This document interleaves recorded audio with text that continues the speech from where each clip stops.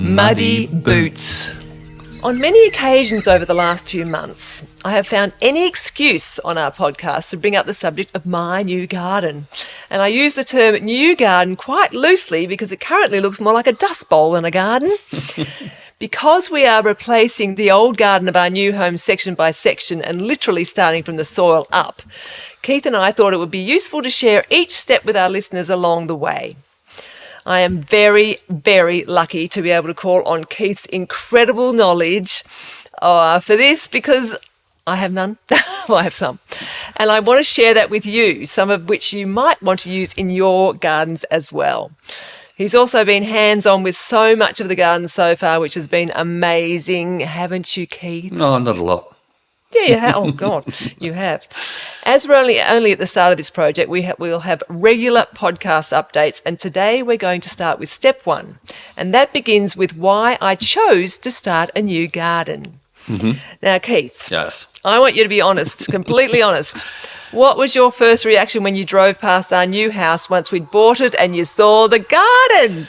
Well, in actual fact, it wasn't that big a shock for me. I mean, it wasn't the worst garden in the street. Let me put it that way, not by a long shot.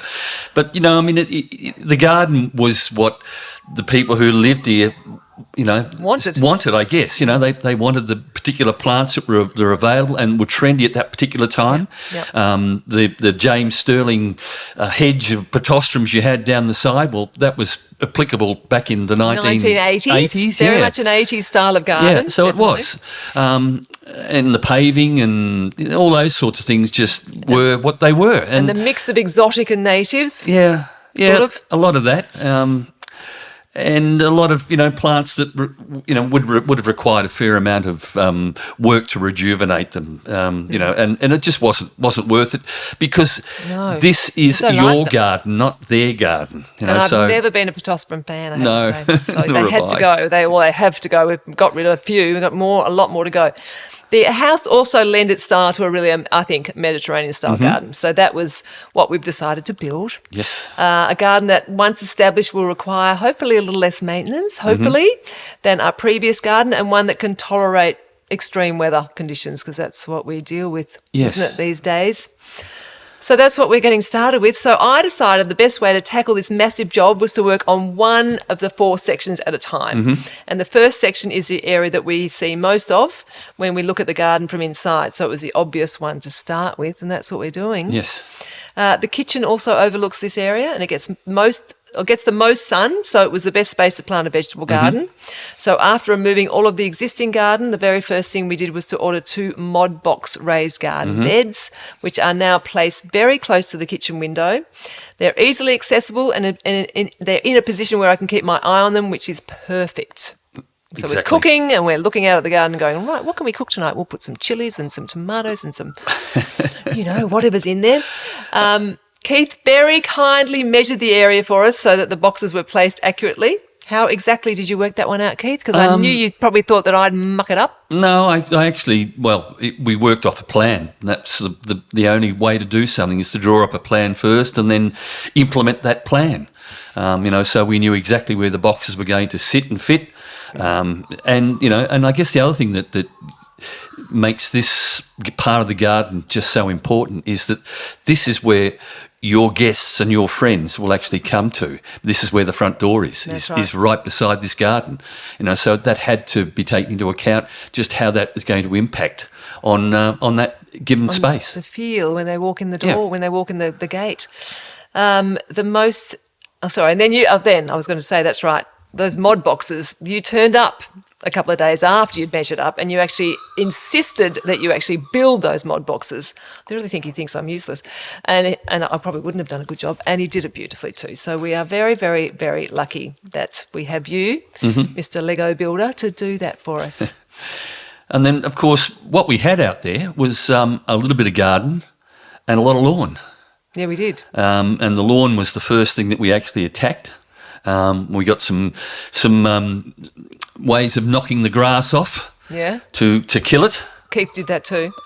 Because you can't have any new grass growing in an area that's going to become totally garden bed because you'll have weeds and all sorts coming straight up through it. But before that, I wanted to make a point of the fact that at Christmas time, I had a very exciting little gift of plans, which were beautiful. And I think some of you might have seen a little video we posted on Instagram and Facebook of those amazing plans that Keith has drawn up of this section of the garden. And excuse me, we've got the front and the side. So the front will be phase 2. I wonder what dramas we'll see with that, because we're finding a few dramas at the moment with phase 1, with pipes under roots of trees and all sorts of terrible things. And also pipes that and drains that have been covered up. And completely blocked. That are going to be problematic if they hadn't have been discovered by the landscaper. So the money, the dollar signs are just going crazy. Bang, bang, bang at me. Ka-ching, ka-ching. Can you explain a little bit about how those plans came together, those phenomenal plans? Okay, so in order to create the plans, we had to get the actual site with the house on it, and they're available through the council. The council has to have plans of all the buildings and the block and all the rest of it. History of the property. Yep, history of the property. So you managed to get those through the local council, and that was the start of me plotting that out and just coming back and plotting in the main things that we're going to be keeping and looking at and all the rest of it, such as the driveway, which it has to stay. We can't, spend mega bucks on replacing that. So that had to be plotted onto that plan. It wasn't there. And then I guess the part that made my job easy, which is actually part of the brief, was the plants. And you supplied a list of the plants that you really want to see and use in your garden. And it was my job then to put them onto the plan. And a place for them. In the right sort of sizes and spaces and diameters, and so we knew exactly how many plants we're going to be coming up with for that particular job. It's a big job. It's a big job for you, so it was amazing. I don't know how you do it.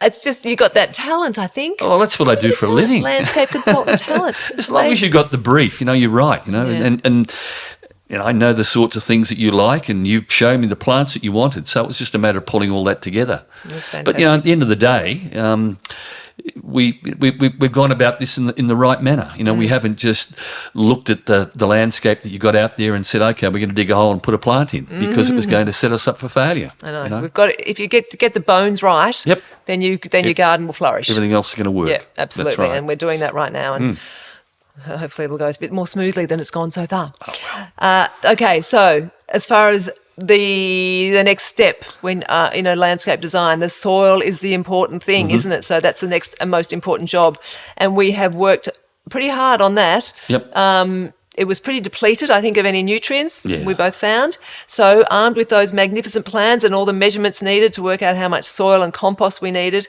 we then ordered a very, very large load of Clyde's compost soil mix for the raised beds and for the garden as well, and lignite humates to cover the whole area. I've just spent the last few weeks shoveling all of this into the garden. And now, Keith, I know we've discussed this in a previous podcast, but what is the benefit of lignite humates? Can you remind us? The benefits are that you're putting back carbon into that soil, so we're sequestering carbon.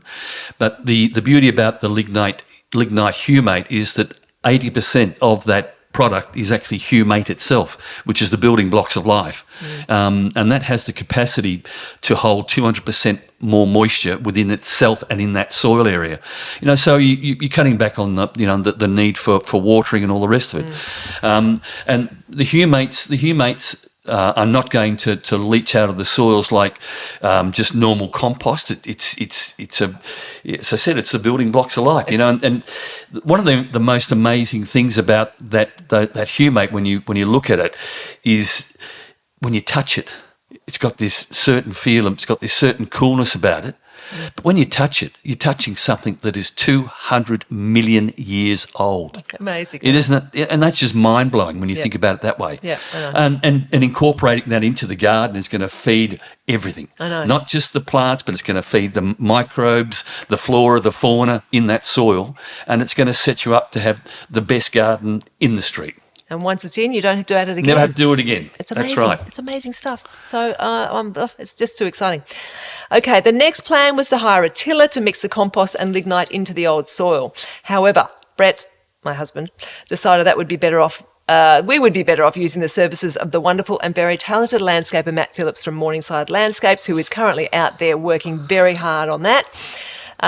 Next, once that is done, is to get a huge load of granitic sand trucked in, and we might get Matt to help us with that too. So that'll be exciting. And then once that's been done, we're going to build some steps, add some pavers, and put in the irrigation. Now, what sort of irrigation are we going to put in, Keith? Well, we're going to be putting in, if we can get them, that's the problem. That's right. We're going to be putting in a Dan micro sprinklers, so that it's not going to be subsoil irrigation. It's going to be above the ground irrigation.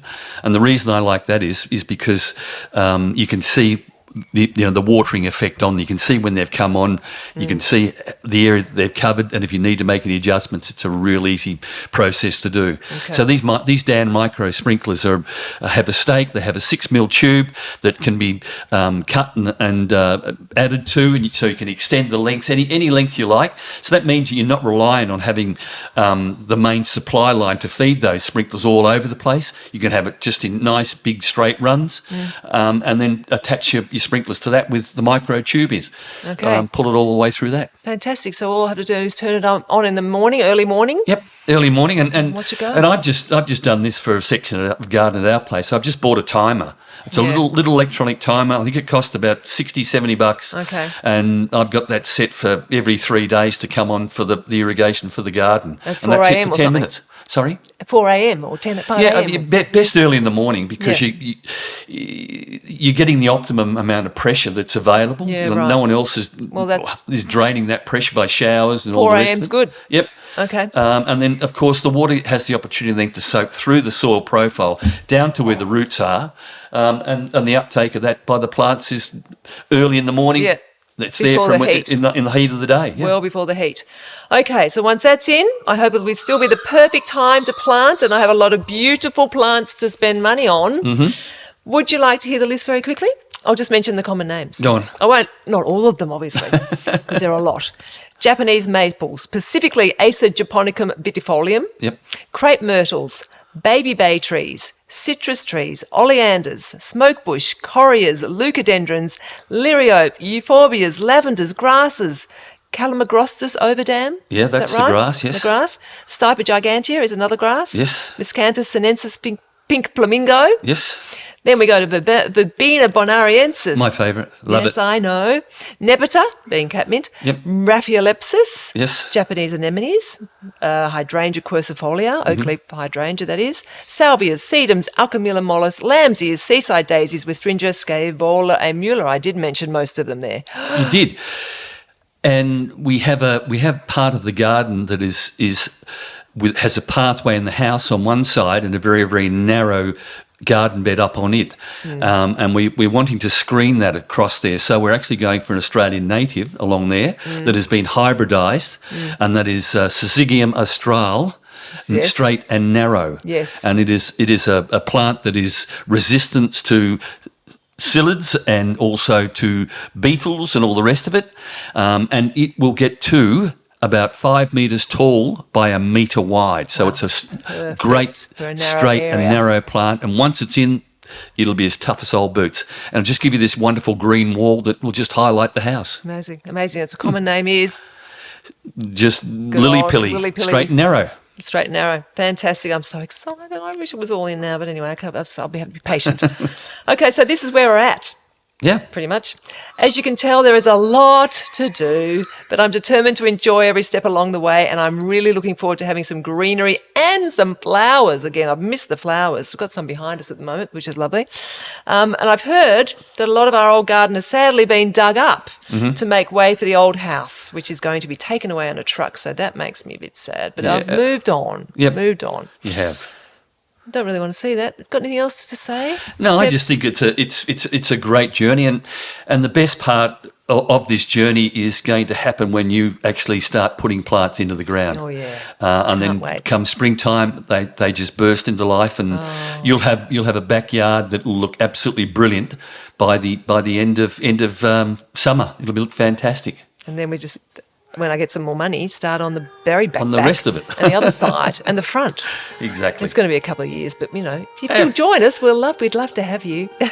Thank you, Keith, and thank you so much, because I couldn't do any of it without you. I don't know, I'd be lost. It's an absolute pleasure. Thanks. Bye. Bye. Muddy Boots.